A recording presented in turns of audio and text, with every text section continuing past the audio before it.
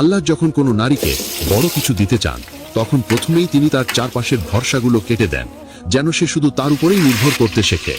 এই একাকিত্বের সময়ে তিনি তোমার হৃদয়কে পরিষ্কার করেন, অহংকার ভাঙেন, তোমার ইচ্ছাগুলোকে তার ইচ্ছার সাথে মিলিয়ে দেন। এই সময় অনেক নারী কাঁদে, হতাশ হয়, ভাবে আমার কি সব শেষ? কিন্তু আসলে এই সময় শুরু হয় নতুন এক জীবনের যাত্রা।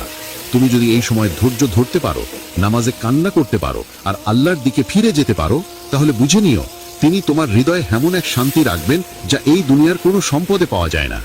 একা থাকা মানে একা হয়ে যাওয়া নয়, বরং এটা মানে আল্লাহ তোমাকে বলছেন তুমি আমার জন্য যথেষ্ট। এই একাকিত্বই তোমাকে এমন শক্তি দেবে যা দিয়ে একদিন তুমি তোমার জীবনের প্রতিটি অন্ধকারকে আলোকিত করে ফেলবে। মনে রেখো, যাকে আল্লাহ একা করেন তাকে পরে মানুষের ভিড়ে বিশেষ করে দেন। 2, যখন আল্লাহ তোমাকে পরীক্ষার মধ্যে ফেলেন, বুঝে নাও তিনি তোমাকে শক্তিশালী বানাচ্ছেন।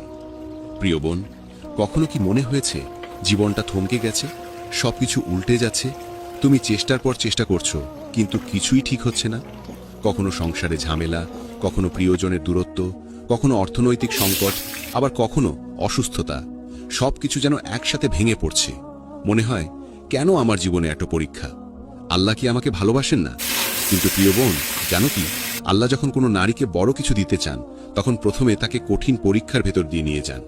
কারণ সহজ জীবনে কেউ বড় হয় না। যেমন লোহা আগুনে পুড়ে শক্ত হয়, তেমনি একজন মুমিন নারী পরীক্ষার আগুনে পুড়ে শক্তিশালী হয়। আল্লাহ বলেন, আমি তোমাদের অবশ্যই পরীক্ষা করব, কিছু ভয়, ক্ষুধা ও সম্পদের অভাব দিয়ে। অর্থাৎ পরীক্ষা মানেই তোমার প্রতি তার মনোযোগ। তিনি তোমাকে ভাঙছেন না, তিনি তোমাকে গড়ছেন। হয়তো তুমি এখন কাঁদছো, কিন্তু এই কান্নাই একদিন তোমাকে এমন জায়গায় পৌঁছে দেবে যেখানে হাসতে শিখবে শুধু আল্লাহর জন্য। তোমার এই দুঃখের রাতগুলো একদিন সাক্ষ্য দেবে তোমার শক্তির, তোমার ধৈর্যের, তোমার ঈমানের। তাই যখন কষ্ট আসে বলো আলহামদুলিল্লাহ।